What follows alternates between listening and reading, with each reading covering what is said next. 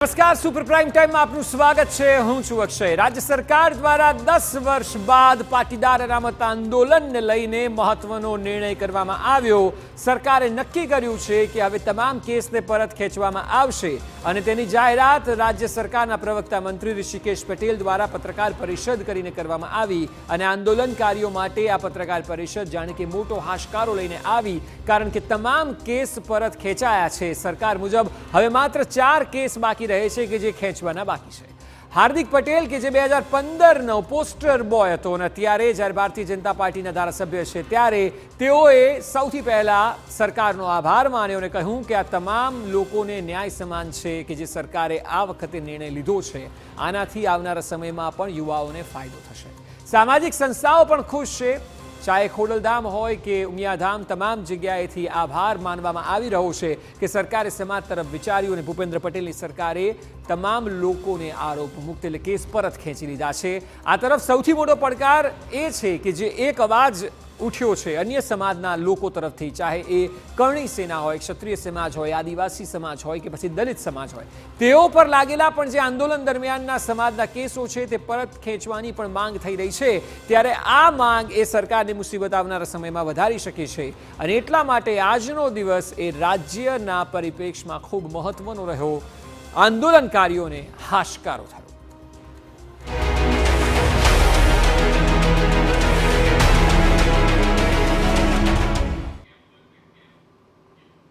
તો 10 વર્ષ બાદ પાટીદાર આંદોલનકારીઓને સરકાર તરફથી મોટી રાહત મળી। સરકારે આંદોલનકારીઓ સામેના કેસને પરત ખેંચ્યા છે।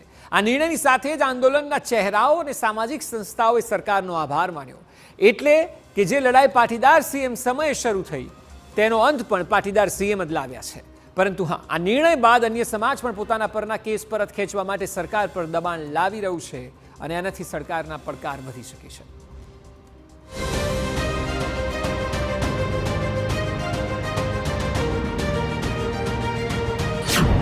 પાટીદાર આંદોલનકારીઓને મોટી રાહત। સરકારે પરત ખેંચ્યા કેસ। 10 વર્ષની સમીક્ષા બાદ લેવાયો નિર્ણય। 25 ઓગસ્ટ 2015નો એ દિવસ હતો કે જ્યારે અમદાવાદના જીએમડીસીમાં લાખો પાટીદારો એકત્ર થયા અને ત્યારબાદ રાત્રે જે થયું તેનાથી સૌ કોઈ વાકેફ છે। જો કે હવે ઘટનાના 10 વર્ષ બાદ સરકારે તમામ પાટીદાર આંદોલનકારીઓને હાશકારો થાય તેવો નિર્ણય લીધો છે। સરકારે આંદોલનને લગતા કેસોને પરત ખેંચવાનો નિર્ણય કર્યો છે અને આ બાબતની જાણકારી પ્રવક્તા મંત્રી ઋષિકેશ પટેલ તથા ગૃહ રાજ્ય પ્રધાન હર્ષ સંઘવીએ મીડિયા સમક્ષ રાખી હતી। સાંભળો બંને નેતાઓ। વખતો વખત કેસો પાછા ખેંચાતા ગયા છે। હવે લગભગ 4 જેટલા જ કેસો બાકી છે।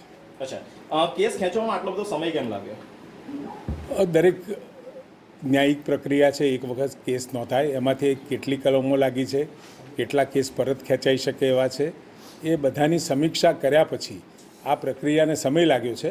પરંતુ યોગ્ય રીતે ને ન્યાયિક રીતે આ કેસો જે પરત ખેંચવા જેવા હતા એ તમામ કેસો આપણે પરત ખેંચ્યા છે। ગુજરાતના લોકપ્રિય મુખ્યમંત્રી આદરણીય શ્રી ભૂપેન્દ્રભાઈ પટેલજી દ્વારા ગુજરાતના યુવાનો જે પાટીદાર સમાજના આંદોલન વખતે જે ઘટનાઓ અમુક બની હતી અને એ ઘટનામાં જે કેસો ચાલુ હતા ને જેની તપાસ પૂર્ણ થઈ ગઈ છે, ચાર્જશીટ પૂર્ણ થઈ ગઈ છે, એવા 9 કેસ માનનીય મુખ્યમંત્રીશ્રીએ પાછા ખેંચવાનો નિર્ણય લીધો છે।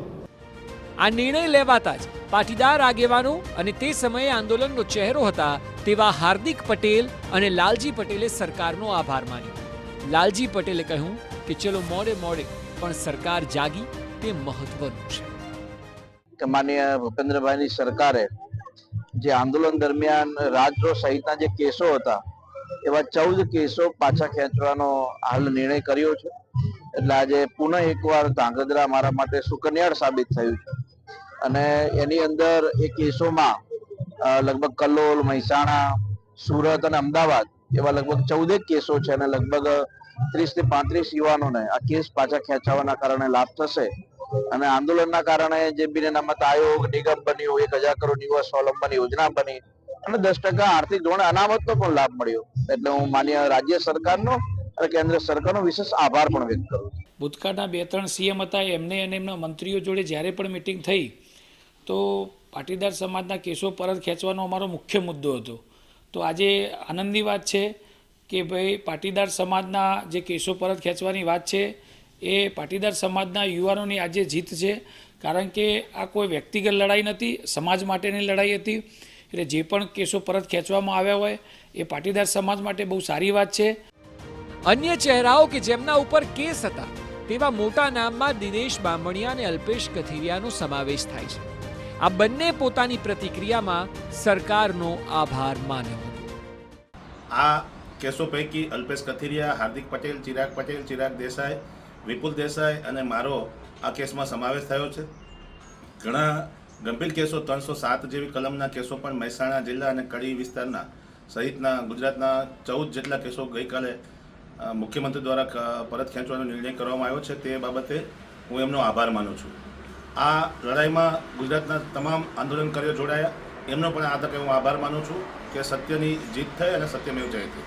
અને આ જે કેસો છે એ કેસોથી ઘણા બધા યુવાનો છે, મહિલાઓ કે જેમને કોર્ટમાં ધક્કા ખાઈ રહ્યા હોય, મુશ્કેલી પડી રહી હોય, એમના પરિવારને મુશ્કેલી પડી રહી હોય, કોઈને બહાર જવામાં, પાસપોર્ટમાં, પોલીસ એનઓસીમાં, વેરિફિકેશનમાં જે પ્રશ્નો સર્જાતા હતા એ પ્રશ્નો દૂર થાય અને વહેલી તકે પરિપત્ર જાહેર થયા પછી જે કોર્ટની પ્રક્રિયા છે પણ વહેલી તકે સંકેલાઈ જાય, એમાંથી સંપૂર્ણ મુક્તિ મળે એવી અમે આશા રાખીએ છીએ.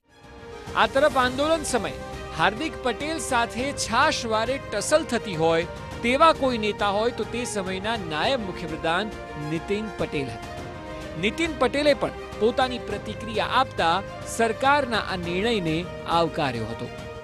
મુખ્યમંત્રી શ્રી ભૂપેન્દ્રભાઈ પટેલે આજે જાહેરાત કરી છે કે તમામ રાજદ્રોહ સહિતના બધા જ કેસ પાછા ખેંચવામાં આવે છે. એનાથી બધા જ યુવાનોમાં અને જેમના ઉપર કેસ હતા એમના બધા પરિવારોમાં આનંદ છે અને પાટીદાર સમાજ સહિત સમગ્ર ગુજરાતના બધા જ કાર્યકરોમાં આનંદ છે. મહત્વનું છે કે આંદોલનમાંથી અનેક ચહેરાઓ સામે આવ્યા હતા. 2015માં પાટીદાર સમાજના આ જ યુવાનોએ આંદોલનને રાજ્યભરમાં લઈ જવામાં મહત્વનો ફાળો ભજવ્યો હતો. આમાંથી જે લોકો નેતાઓ બની ગયા તેઓની વાત કરવામાં આવે તો હાર્દિક પટેલ, ગોપાલ ઇટાલિયા, રેશમા પટેલ, નિખિલ સવાણી, અતુલ પટેલ, દિલીપ સાબવા, ધાર્મિક માલવિયા જેવા નામનો સમાવેશ થાય છે. હવે જ્યારે આ કેસો પરત ખેંચાયા છે ત્યારે 4 જેટલા કેસ સરકારના કહેવા મુજબ પેન્ડિંગ રહ્યા છે, જેના માટે પણ અવલોકન બાદ કોર્ટમાં અપીલ કરાય તેવી પૂરેપૂરી શક્યતાઓ દેખાઈ રહી છે. હવે જોવું રહ્યું કે બાકીના કેસમાં સરકારનો અભિગમ આવનારા સમયમાં શું રહે છે. આંદોલનની શરૂઆત થઈ ત્યારે આનંદીબેન પટેલ સીએમ હતા અને હવે જ્યારે કેસ પરત ખેંચાયા છે ત્યારે પણ ભૂપેન્દ્ર પટેલ એક પાટીદાર સીએમ છે. ભૂપેન્દ્ર પટેલે ખૂબ જ શાંતિપૂર્વક આખા મામલાને પૂરો કરવા તરફ સૌથી મહત્વનું પગલું ભરી દીધું છે. જો કે હવે સરકારની ખરી પરીક્ષા થશે, કારણ કે અન્ય સમાજ પણ દબાણ ઊભું કરી શકે છે કે તેમના પર થયેલા કેસ પરત ખેંચાય. ચાહે કરણી સેના હોય, ક્ષત્રિય સમાજ હોય કે ઓબીસી, દલિત, આદિવાસી સમાજ હોય, આ તમામ સમાજ પર લાગેલા કેસોને પણ પરત ખેંચવા માટે સરકાર પર દબાણ ઊભું થાય તો નવાઈ નહીં. Bureau report, TV9.